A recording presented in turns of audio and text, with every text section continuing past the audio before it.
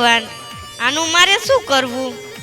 એક દવાખાને સરસ લાઈન લખેલી હતી કે દવામાં કાંઈ મજા નથી અને મજા જેવી કાંઈ દવા નથી. હું સાસુમાં, તમે મને કાંઈ કીધું? અરે ના દીકરી, હું તો કાંઈ બોલી જ નથી.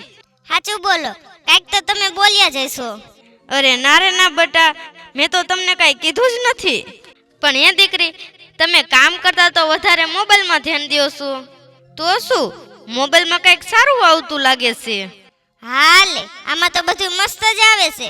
હું તમારે જોવું છે?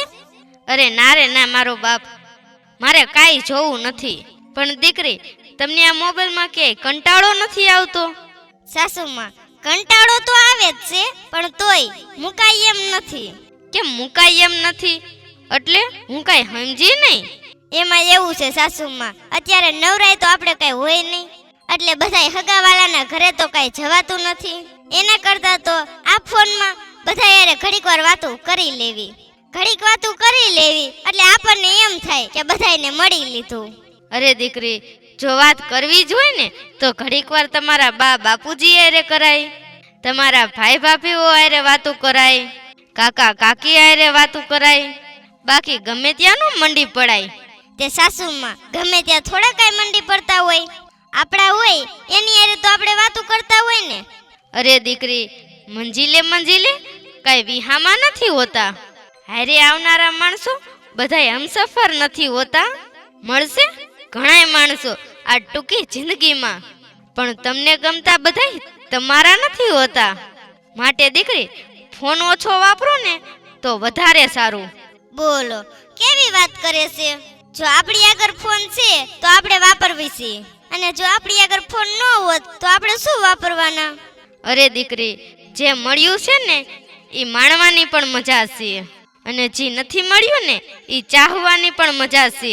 બાકી તો દીકરી, એકમાં એક ઉમેરો ને તો બે થાય.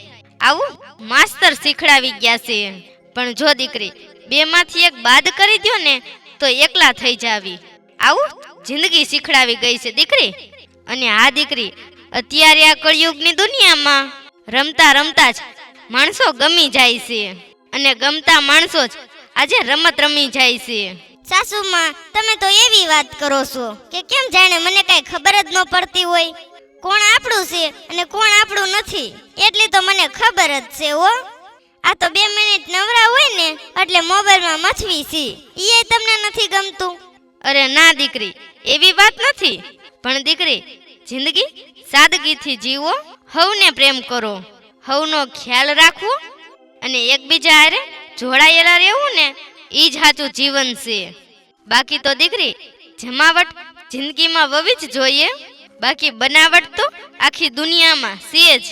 માટે દીકરી, હાચા નાકની ફેણ કરતા તો ખોટા માણસોની તડફેણ વધારે ઝેરી હોય છે. એ બહુ સારું હો સાસુમાં, તમે ઘડીક વાર બંધ રહ્યો ને તોય ઘણું છે. અને લ્યો, હું આપણી કામવાળી વંદુડીને જ ફોન કરું, એ કેમ હજુ નથી આવી?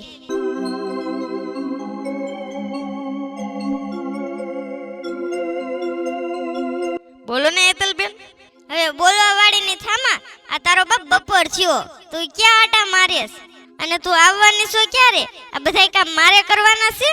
એમાં એવું છે એતલબેન કે મારા મમ્મી બીમાર પડી ગયા છે ને તો હું દવા લેવા આવી છું. હા, તારે તો એની માને બાના તૈયાર જ હોય છે. અરે ના એતલબેન, આ બાના નથી પણ સાચું કહું છું. હવે હાચા વાળીની થામા અને હાલ જલ્દી આવ. યા હાલો, હમણાં આવું જ છું. મારું તો નસીબ જ ખરાબ છે, કામવાળી મળીને તો એવી નકામી જ. અરે દીકરી, ભાગ્ય અને કર્મ, નસીબ અને પ્રયત્ન બંને એક જ વસ્તુ છે. જેમ કાલનું દૂધ આજે દહીં બની જાય છે, એવી જ રીતે ભૂતકાળના કર્મ આજે નસીબ બનીને પ્રગટ થાય છે.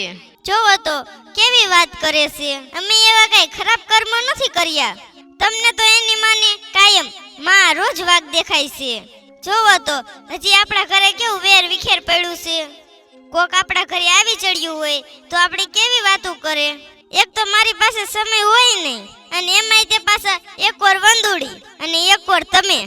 અરે દીકરી, આજે આ ફોનની દુનિયામાં કોની પાસે સમય છે કે અત્યારે આપણા ઘરે આવે? અરે સાસુમાં, આ ફોનના હિસાબે કોઈ આગળ સમય નથી એવું નથી, પણ અત્યારે તો આ મોંઘવારી જેવડી મોટી થઈ ગઈ છે ને કે કોઈ આગળ સમય જ નથી. અરે ના મારી દીકરી, તમે જેવું ખરેખર માનો ને એવું નથી. સમય તો બધા પાસે છે જ, પણ આ ફોને જ કોઈ પાસે નથી વધવા દીધો.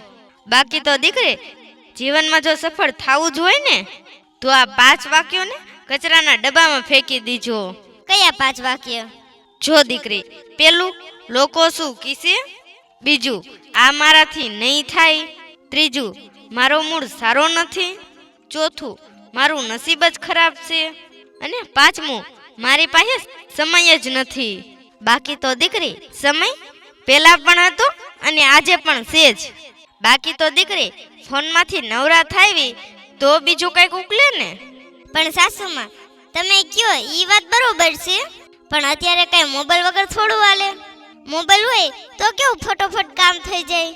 હા દીકરી, વાત સાચી છે તમારી, પણ સારો ઉપયોગ કરે તો ને. બાકી તો દીકરી, સમય જ્યારે ખરાબ હોય ને ત્યારે જો પોતાના સાથ આપે ને તો દુનિયા જીતી શકાય છે. પણ દીકરી, હકીકત તો ઈ જ છે કે સમય એટલે જ ખરાબ હોય છે કે પોતાનું જ કોઈ સાથ નથી આપતું. પણ અત્યારે સાસુમાં કોઈ અત્યારે નવરા જ નથી હોતા, એટલે મોબાઈલમાં મેસેજ કરીને ખબર અંતર પૂછી લેવી છે, અને રૂબરૂ નથી મળી શકતા, એટલે તો અત્યારે આ ફોનથી રેડવું પડે છે. એ તો સાસુમાં તમે ફોન નથી વાપરતા ને એટલે તમને બધી ન ખબર હોય. બાકી તો ઘડીક વાર સગા સંબંધી હારે ફોનમાં વાત કરી લેવી ને તો આપણને એમ જ થાય કે બધાય આપણી હારે જ છે. અરે દીકરી, આજે આ જ વેમમાં બધાય રહી ગયા છે. બાકી હકીકત તો ઈ જ છે કે ફોન એટલે ખોટું બોલવાનું મોટું મશીન. ફોનમાં તો બધાય હારું હારું જ કીધા રાખે છે, બાકી હકીકતના સમયે કોઈ જ આવતું નથી. એવું થોડું હોય સાસુમાં, ફોનમાં કે પછી રૂબરૂ કે એમાં શું ફેર પડે? એકવાર કહી દીધું એટલે આવે જ. અરે દીકરી, એ તો હજુ તમને અનુભવ નથી થયો ને એટલે તમે આવું કહો છો. બાકી તો ફોનમાં કેવું અને રૂબરૂ કેવું હાથી ઘોડાનો ફેર હોય છે. લે, એમાં વળી શેનો ફેર? મને તો એવું કાંઈ જ લાગતું નથી. અરે દીકરી, માણસ જ્યારે આંખથી આંખ મેળવીને વાત કરે છે ને ત્યારે એ ખોટું નથી બોલી શકતો, ને જ્યારે ફોનમાં તો કોણ ભાળે છે, એટલે ગમે તેવો ગપ્પો પણ મારી દેશે. અને ઘણી વખત દીકરી, ફોનમાં સાચું પણ ખોટું લાગે છે અને ખોટું સાચું લાગે છે. અને હા દીકરી, તમે અત્યારે આ વંદુને ફોન કર્યો તો તમને એવું લાગે છે ને કે વંદુ ગપ્પો મારે છે.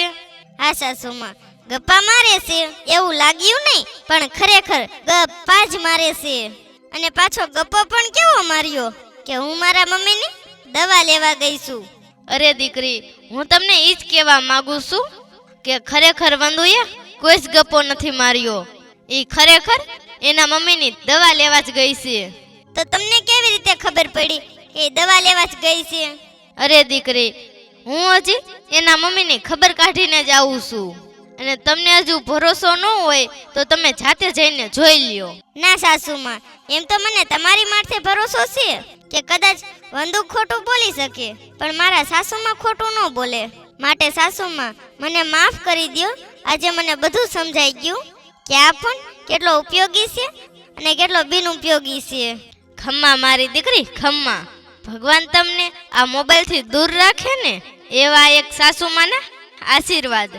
હા સાસુમાં, હું જરૂર તમારા આપેલા આશીર્વાદને નિભાવીશ. અને હા સાસુમાં, હવેથી બધા સગાવાલાને ફોનમાં જ નહીં પણ રૂબરૂ આટો મારવા બોલાવીશ. હા દીકરી, આ તમારો વિચાર વંદન કર્યા જેવો છે. તો હારું સાસુમાં, હારું હવે હું જાઉં છું કામ કરવા. પછી વંદુને વેલા મોડું થાય ને તો પછી ઉપાધિ નહીં. ખમ્મા મારી દીકરી, ખમ્મા. ભગવાન તમને 100 વરના કરે. અને આ દીકરી, જાવ અને મંડો કામ કરવા. ભલે સાસુમાં. પણ હા મારા વાલા, ફોન હારો ગણોય છે, પણ બને એટલો હારો ઉપયોગ કરજો. બાકી તો આજે ફોનના હિસાબે ઘરે મહેમાન ઓછા આવે છે અને ફોનમાં મેસેજ વધારે આવે છે. જય દેવા દાદા.